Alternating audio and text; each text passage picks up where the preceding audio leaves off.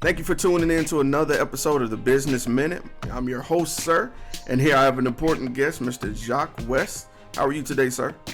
I'm doing well. How you doing, brother? I'm all right. Thank you again for being our guest today. And if you don't mind, let the world know what your business is. Like I said, my business is comedy. My stage name is 2Loose. When I promote comedy shows locally, I do it under my business name, but it's 2Loose Entertainment. All right. So comedy business, bringing smiles to people's faces. I love it. So how long have you been active? Well, I actually been doing comedy since '94. Wow. I actually went back full-time. I went full-time twice. My second time going full-time was like in about 10 years ago, 2008. When I just took a gamble on myself. I said, look, I think I'm funny. Just let the world know. All right. And I'm glad you brought that up because that was going to be my next question. What inspired you to start in comedy? Well, actually, the funny part about it, my nickname is 2Loose. I used to be a hip-hop dancer, so that's where the name came from. And I'm 6'7", I'm 45, so I'm not loose as I used to be. But what got me inspired, in college, I had a lot of people telling me that I was pretty funny and I should try it out. But I had real bad stage fright. But I got over that pretty quick, though. All right. Starting in college, like what other obstacles did you encounter, getting your foot in the door with comedy? Well, anything. I started in '94, so that was pre-YouTube, going Vine and internet comedy and stuff like that. So I think that my biggest obstacle was just actually getting myself out there, taking a chance on myself. I had to win people over one by one. Ooh. Instead of what they're doing nowadays, put a funny video out and you might go viral. So I had to go viral on the road, if you will. Yeah, I can definitely understand that. A smaller step at a time back then. All right. So let me ask, with comedy being your thing, how do you manage to balance, work and life, which you're mentioning that you're now doing comedy full time? Everything I do nowadays is, me looking for my next gig. So, so I guess we say my life and work coincide with comedy nowadays. But before, if I was working a regular job, I would just take time off, or whenever I had days off and just find some stage time, I would do it. Now, I treat my comedy like a 9 to 5. I get up in the morning, I return emails, I try to connect with other comedians. And that's how I get most of my gigs nowadays, too. And that's what 2Loose Entertainment helps out, too. By me booking other comedians, in return, I get booked in whatever city they come from, too. So it's like a swap out, right? You help me, I help you type of thing. Yeah, professional networking. I love it. Exactly. Building each other up. That makes sense. So let me ask, you stating that things go back to 1994. Out of all the experiences that you've had up to this point, which would you find to be the most memorable?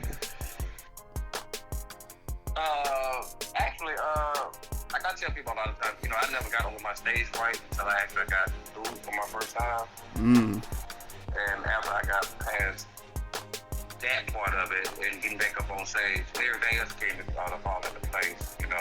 For like memorable, I can remember almost every time, that I get on stage and didn't do well. Like I said, I started out with I don't know if you know Ray Ray. Yeah, very much so. Yeah, actually, Ray Ray actually got me started back in like '93. And so he took me on his wing. He and Ricky Smiley and Doug Williams from Montgomery. They hooked me out, took me on the road, and actually helped me and taught me how to write jokes. And I guess the rest is history from that. All right. So going back to the starting stages, things do waver at times. At any point, did you feel like you wouldn't be successful? And if so, what or who changed your mind? It's a funny story. I had actually the second time I was in Mobile and got booed. And Ray told me a long time ago. He said, "Whenever I call you to do a show, no matter where we are, you got to get up and do a show or tell some jokes." And I had just got booed the week before, and I walked into the club again. Ray called me on stage, and they booed me the second time too. what made me actually change my mind, because at that point I was like, you know what, comedy might not be my thing. Mm-hmm. But we have a blues singer. I don't know if you know him, Sergio Davis. Mm-hmm. Yeah, he saw me. He came up to me, and I never met him before in my life. And Sergio, he asked me. He was like, "Hey, dude, when you the guy that got booed last week?" I'm like, "Yeah." He said, "You got booed this week too?" I'm like, "Yeah." He said, "Why did you get back up?" I'm like, "Well, Ray told me if I wanted this, I got to get on stage." Whenever time he asked me to get on stage, and he was like, "You know what? Well, first we to fall down and get right back up and follow their dreams, you're gonna be somebody." And I told him years later, if it weren't for him, I actually quit doing comedy that night. But his little inspiration, little talk, got me enough nerve to go back and do my homework and write jokes and come back and try it again. There it is. Yeah, I love that. I've been getting that vibe from a lot of people. Even if you first don't succeed, you never know who your inspiration is. Sometimes you can doubt yourself, but when other people have faith in you, that's the little push you need to go. Have faith in yourself. Yes, sir. All right. Well, thinking future at this point now, where would you like to see yourself in 1 year, 3 years, and 10 years from now? You know what? Actually, all three, coincide together. I like a year from now and 10 years from now that, I could still be able to make a living doing what I love. 10 years from now, I think as long as I'm consistently funny, and I perform well, I think 10 years from now, I'll still be able to, follow my dream and do something, go to work and have fun and work every time I go to work. I just think comedy will take me where, as long as I'm funny, it'll take me to wherever I need to go. As far as the TVs and the travel, extra other gigs or extracurricular, different types of comedy. I think all that will coincide as long as I just stay true to what I'm doing now. Absolutely. All right, and before we part, I want to ask you the last question I always ask everyone. To everyone else out there listening, what words of encouragement do you have for someone else who's just starting out on their own? Well, I said any comic, first of all, I get a lot of times people come to me, I'm funny, I think I'm funny, I see what you're doing on stage, I want to do that too. All right, I will let them know that it's not as easy as it looks. Mm-hmm. I think, I've been doing it a long time, so it seems like it's easy, but it's not. So I was telling about it, if you start out, as many mics as you can get on, it's just like with any job, the more you do it, the better you get at it. You know what I'm saying? If you're starting out right now, don't worry about the pay, because I think if you're good and you're consistent, the money will come. But in the beginning, just concentrate on being funny, write your jokes, and build your fan base. I feel like if you build it, they will come. All right, perfect your craft. All right, I appreciate that. That's a message I'm gonna definitely take home myself. Amen. I think that's anything. Not just comedy or entertainment. That's anything in life. If you got a business that you're trying to start, take a chance on yourself sometimes. Because nobody's gonna believe in you the way you believe in yourself. Ooh, I heard that, and hopefully that reaches someone and inspires them to move forward. Believe in yourself. Mr. West. And another thing, man, one more thing from the comics, stay away from one genre. If you want, sometimes, we do, as black comedians, we do a lot of blue comedy or, I have to learn how to do churches,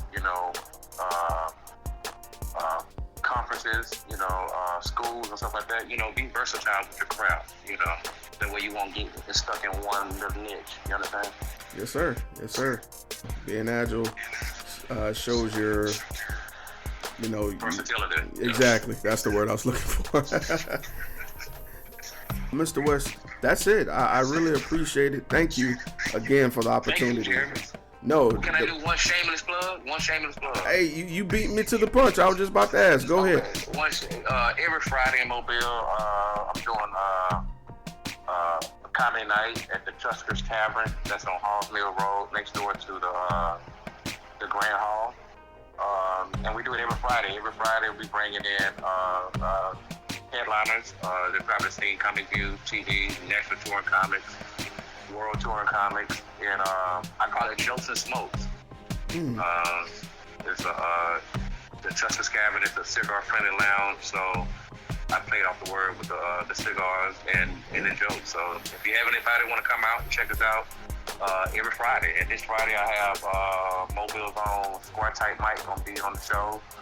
And next week I got Dirty South. So we doing a lot of big headliners coming through. So some people you won't be able to see only here. If it's only $10, I think it's very much worth the $10 to come check it out. Oh man, well consider me there. All right, man. I will look forward to seeing you. All right, Mr. West. Well, thank you again for allowing me this opportunity. It's been a pleasure. Thank you so much, brother. Hey, no problem. God bless.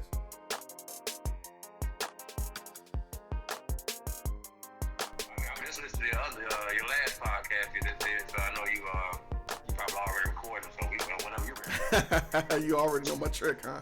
I had to do my research on you too. I respect it. No respect lost there.